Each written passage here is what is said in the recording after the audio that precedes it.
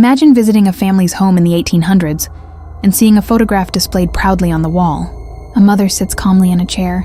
A father stands beside her, and between them, their child. At first glance, it looks like an ordinary family portrait, but look closer. The child's eyes are strangely still. Their body is carefully positioned because the child in the photograph is already dead. In Victorian times, families sometimes took photographs of their loved ones after they had died, and for many families, this haunting image would become the only photograph they ever had of that person. During the 19th century, photography was still a new invention. Cameras were expensive, and having a photograph taken was considered a luxury. Many families could only afford to take a photograph once in their lifetime. At the same time, life during the Victorian era was harsh. Disease spread quickly, medical knowledge was limited, and child mortality rates were extremely high. It was tragically common for families to lose children to illnesses like scarlet fever, tuberculosis, and influenza. Often these children passed away before their parents ever had the chance to photograph them while they were alive.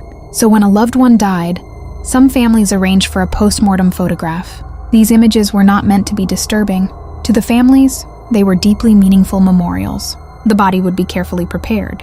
The deceased would be dressed in their best clothes.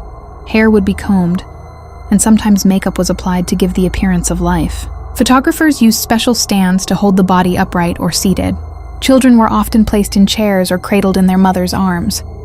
In some photographs, the deceased appears to be simply sleeping. In others, artists would even paint pupils onto the photograph so the person appeared awake. To modern viewers, these images can feel unsettling. But in Victorian society, death was far more visible and present in everyday life. Families held funerals in their homes. Mirrors were sometimes covered in black cloth, and mourning rituals could last for years. Post-mortem photography became part of this culture of remembrance. For grieving parents, especially those who had lost young children, the photograph served as a final connection to the person they loved. Today, thousands of these photographs still exist in archives and private collections. They remain haunting reminders of a time when death was a constant companion, and when one photograph might be the only proof that someone had ever lived. To us, these portraits may seem eerie, but to the families who kept them, they were not images of death. They were images of love, memory, and loss. And in the quiet expressions captured in those photographs, the past still looks back at us,